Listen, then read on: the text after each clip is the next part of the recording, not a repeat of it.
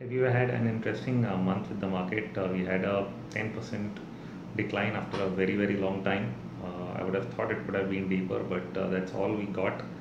And essentially, the market remains liquidity driven. So I think if you just look at the way flows moved, you had a lot of domestic buying, even as you had FII selling, and I think that would have been the support point for the market. But when you actually look at the underlying, I think the results or the growth related issues, none of the fundamental issues have really gone away. So the problems remain, and essentially, I think we remain a liquidity driven market. There was an interesting note I saw, which was sent to me, where you could look at the entire earnings growth for the last several years. And clearly, year after year, I think since 2008, we are seeing slower and slower earnings growth, even as projections have been high. Apart from the rebound to double digits in 2010-11, growth rate continues to decline. Last year, we saw only 8% earnings growth, and this year, we've seen the lowest in more than a decade at 2%. What is more important here is to understand that this 2% comes on the back of a 15% analyst expectations at the start of the year. So they were expecting a 15% growth. They got only two. This, of course, I'm referring to a specific report from a specific institution. They may vary across places, but essentially the theme's been the same. Everyone's been projecting higher rates of growth, and if you look at 6 to 7 years, you're actually seeing growth slowing down year after year after year in earnings, and that's the same thing that has happened with GDP. So essentially, all the economists and earnings forecasts have actually gone wrong. The reasons would essentially be because probably they're just using linear models. A lot of them are based on assumption. The very same report also goes ahead and says, well, next year we're going to grow at 19%. So someone projects 15% growth, gets 2, and then projects, well, next year we're going to do 19, and this just goes on because it goes on to say that we assume growth will bounce back. So the bottom line is that they're going by assumptions. They don't really know whether what is going to happen. You put that assumption in an Excel sheet and bomb, a number pops out, and that's the number for next year. There are also expectations, well, that the government has moved a lot of projects, and well, some spending is going to come in, and that will kickstart growth. Now we are looking at new GDP numbers, which to me can also be an issue, because the old numbers were really just measuring actual production, and now we are trying to say we'll do a value add. You can go on into a debate as to whether that's technically right or wrong, but when I just look at it on the surface, it appears to me that you're adding, so to some degree, you're adding up some inflation into the data. So which means that you're transferring some of your nominal growth into your real GDP growth numbers, and by that transference, you're actually showing a higher growth number, even though the core numbers might not have changed, which you can actually see when you look purely at, say, IIP or export growth. The export growth numbers that just came in yesterday are clearly in the negative, so they continue to be in the negative. Of course, oil negative is essentially because of the fall in oil prices, but export growth dropping off does not really tell you much. So essentially, you don't have numbers that are showing growth rebound. It happens for 1 or 2 months, and then people call it green shoots, and at the end of the year, you again end up looking at slower growth than the previous year.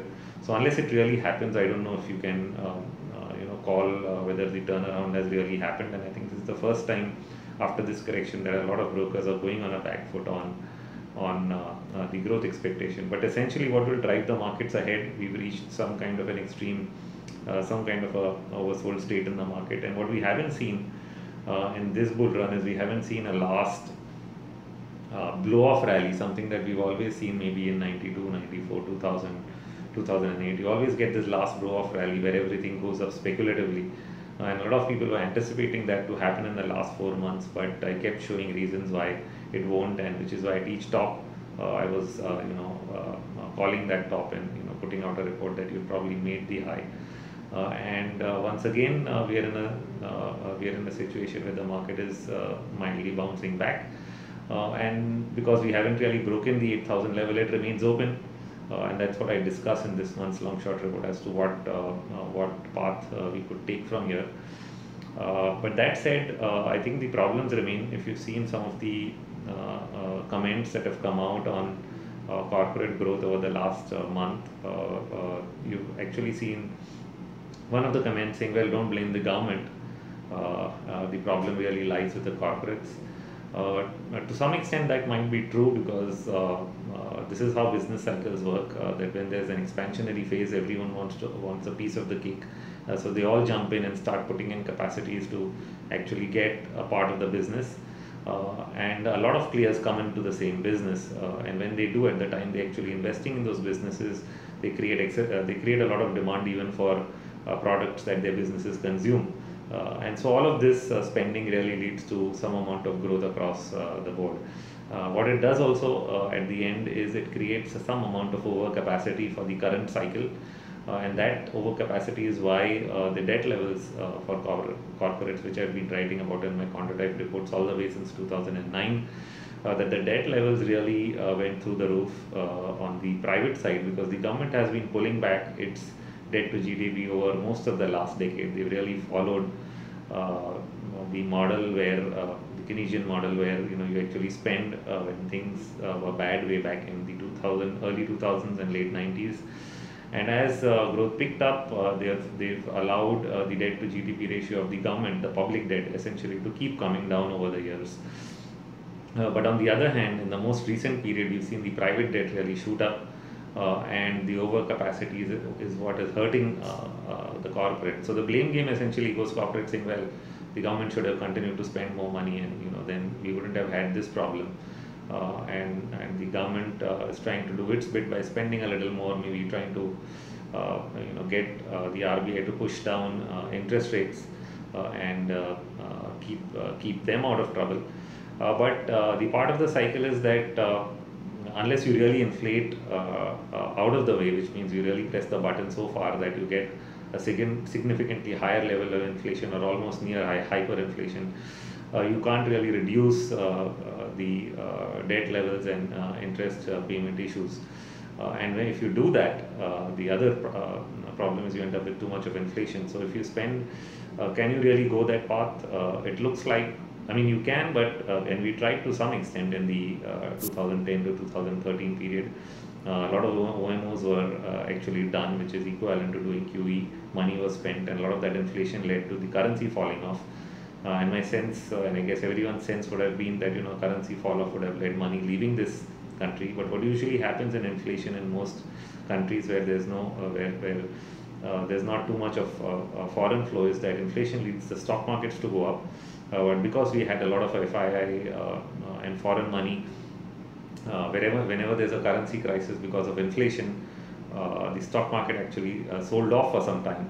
But what we saw in 2013 FIs didn't leave in a big way, and that is why once we got the rebound, that is when inflation is actually reflected into the market. So even though growth slowed down, earnings growth slowed down, GDP growth slowed down, the stock market is at a new high, essentially reflecting the one factor, which is inflation from all the money spending of the past years. And so now, as things are continuing to slow down, the question is, do we do a little more of that? And we do have now WPI going into the negative, essentially because of we are importing deflation, and like I said some time back, that's also leading to an export drop. So are we going to turn the corner on that completely to the other side? That's something we need to see.